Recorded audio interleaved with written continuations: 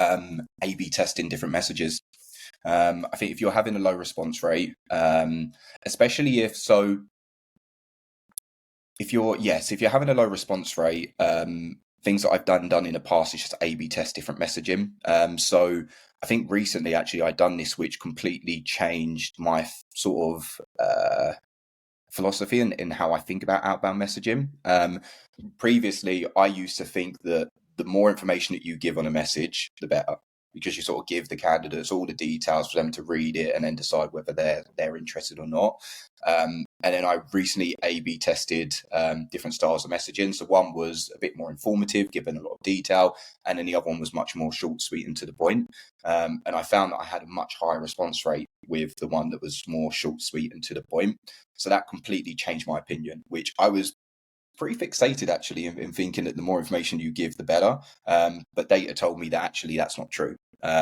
So for me, that's what you do. If you've got a low response rate, don't keep trying the same thing. Try something different, and run them at the same time as well, so that you can truly see, okay, which one's yielding a better response rate, and change that.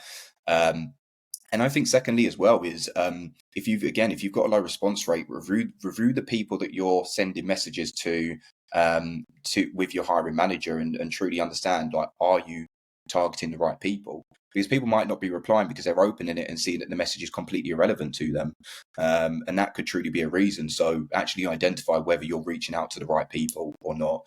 And then thirdly, what I'd say is, when you're thinking about your messaging, test it with some of the people within the team that you're hiring for, because they're your target audience. So share with them your messaging and get some feedback from them. Like, how does that actually land with them? If they receive that message, would they respond to it? Because you can get some really good feedback, because they're your target audience at the end of the day. So those are the three usual things that I do if I've got a low response rate.